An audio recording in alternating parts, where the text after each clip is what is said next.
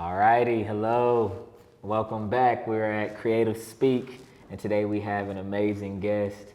As you can see, very fashion forward. She does her thing in the fashion world, just a creative in every way. And we would love to introduce you to, Miss Jasmine. I'll let you introduce yourself. Okay, my name is Jasmine. I am a fashion designer as well as a fashion instructor here at Workshop. So I started sewing at the age of 14. Oh, wow. And it pretty much just took off from there. Came here and just it's been took up from over. there. Yeah. Yeah, she does her thing, and I feel like sometimes she tries to, stay low key and not really flex and really tell you who she is. But I really want you to let the people know, like about your brand, about your influence, just who you are as a designer, because you're so dope. I don't want you to not take this opportunity to make sure that they understand. Right. Okay. So you want to start from the top? Yeah, let's act like I don't know who you are. Okay. And just start from the beginning to where maybe you were a little kid and you got inspired into when you actually put your ideas into action. And I want to know what's happened through your career to make you as successful as you are right now. Well, it all started in high school. So I did take a sewing class. Okay. I did not do so well in that class. Wow. And that is because I already had in my mind how I wanted to do things. Got you. And the execution of the process. And she had her own way, and it wasn't the same way. It still came out the same. It's like oil and water. Yeah. So anyway, I just started making my own clothes because I've been so tiny all my life, so nothing could ever fit me. So I started just redoing things and revamping, this to this, kind of like what Zealand does right now. Yeah, give me an example of a piece that you remember that you constructed and made it your own. So I used to be real big on denim shorts and denim periods. So I just go buy denim and do all type of different things with them, from the studs, from adding fabric and distressing them, all type of stuff like that. And it started off as Styles by Sam. That was my first name because my middle name is Simone. Oh, okay. So it was Styles by Sam at first, and then in 2015 is when I kind of got all the paperwork done and launched my brand, Astonishing Apparel. Wow. And yeah, from there it just kind of I got a question for you though, because you said you were Styles by Sam, and then you got all the paperwork done.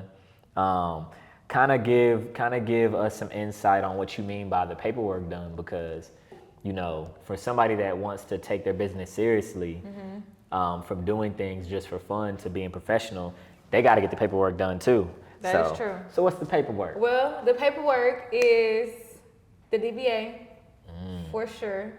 That's just doing business as whatever you're doing business as. Yeah. The Is it LLC. easy? Is it easy to get? The DBA is super easy. Okay. It's maybe $20. Yeah. So yeah, that and the LLC, that's probably going to be the most expensive thing. Right. And that's just liability insurance. So if anything ever happens, with Absolutely. your business is your business, and you are you. And that's something that you can do online, or you can get a lawyer. There's many ways that you can get to the paperwork. Yeah. Especially nowadays. Yeah. I'm sure everything can be done online. And then the trademarking. And then what else was it? The EIN number. So EIN number is free. Yeah. So any business can get an EIN number, and that's just something that you need. That's like a social security number for your business. Yeah. So you can order from certain websites and exactly. wholesalers and bank accounts and things like that. Yeah. Okay. So you did all that. May I ask how old you were when you decided to get serious? So this was 2015. This was when I first went off to college. So that was my sole income. So you're 18. Yes. And you really are locked into the point where you're this is what I'm gonna do with my life. This is what I'm gonna do. Because at first, Styles by Sam, I had it kind of going. I was doing beanies and doing denim and stuff like that. It took off good. I was on Etsy at first, but then I was okay, well, let me kind of do my own thing. I want this to be something different. You know what I'm Absolutely, saying? yeah. Something major. So that's when I came up with Astonishing Apparel, and Wow. yeah, that's my baby. So 2018, you came up with Astonishing Apparel. 2015. 2015, and it's 2024, and you still going strong. Yeah. So you didn't quit. I didn't quit. I Wow. didn't quit. I may have paused sometime, you know, Absolutely. took a little step back and like revamp things and like switch some things up, but still to this day, it's I love it. Astonishing Apparel. Oh, you rocking that. Look, go ahead and show Yeah. that to the cam. She really stepping right now. So the next question I have for you is, you know, I don't want to box you in, but I kind of want to hear, what do you feel like your signature style, your signature look is? Can you explain that to me as a creative? Yes. So I would like to explain it as bold glam. And that's just something that's like, you know, astonishing. It's just like, wow, like, you know what I'm saying? And bold is like just in your face. Like, it's not gonna be like nothing that you can find. Like, it's no really like basic pieces. Yeah. Every piece is a statement piece. Absolutely. So I want it to be like very memorable, you know, like it's like birthday attire, but for someone who doesn't mind being the it girl and always being looked at, like that's what it is. It's so do you feel like your clothes give people superpowers? Definitely. You know what I'm saying? Yeah. Like I see it when they put it on, it's like armor, you know Absolutely. what I mean? Like they just, it's a beautiful thing. And why do you feel, okay, so, you know, there's different lanes that you could have gone because you're just creative. Why do you feel like fashion was for you? At first, I did go to school for modeling. So I did that at 14, and then as soon as I finished school, like that Christmas, I asked for a sewing machine. And when I got that, I still have that sewing machine to this day. When I got that sewing machine, it kind of just took off from there. Like, my parents always been into fashion. Like my mom, my dad, they've always like we stayed at the mall on weekends. Like that was just what we did. Like getting fly. Yeah. So I think it just kind of like spilled over into my cup, and that's just what it was. Took it. Yeah. Okay, so what I did want to tell you is, actually, before I tell you that, I want to ask you one more question. So, Astonishing Apparel, we established that, you know, that was your brand and you were taking it seriously. I'm assuming you did that throughout college, graduated, you were still going strong.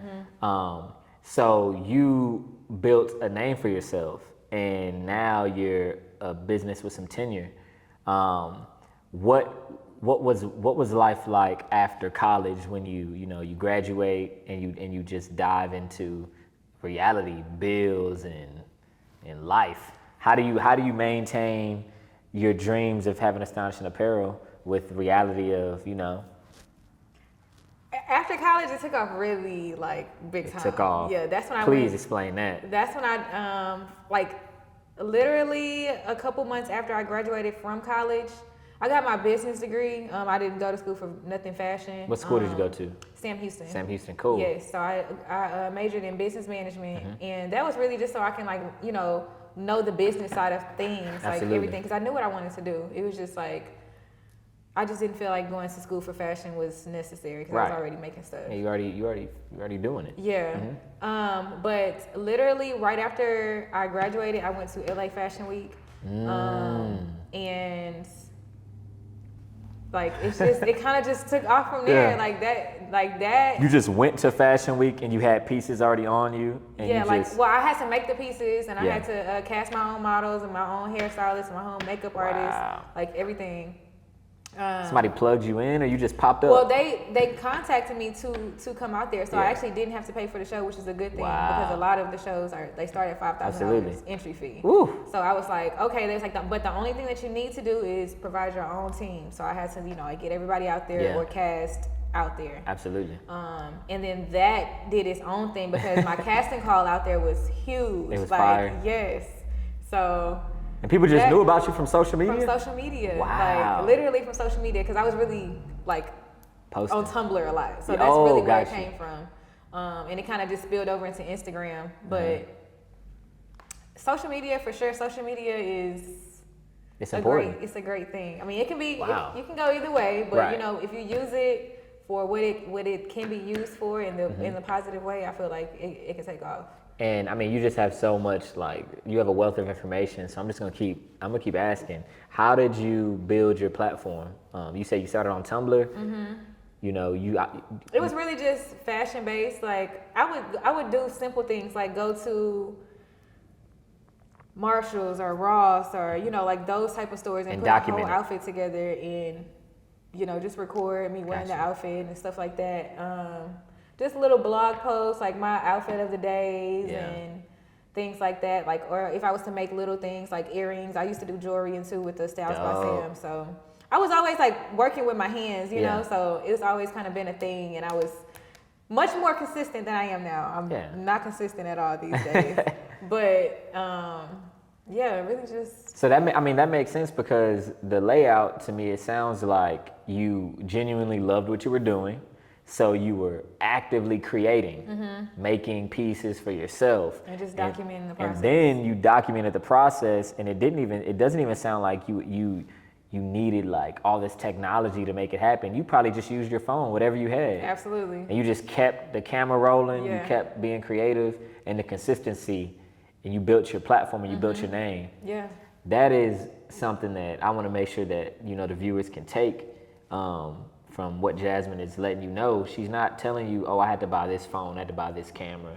She's really just saying, I'm a creative and I create, and I was posting my work. Right. So don't be scared to post your work. Don't be scared.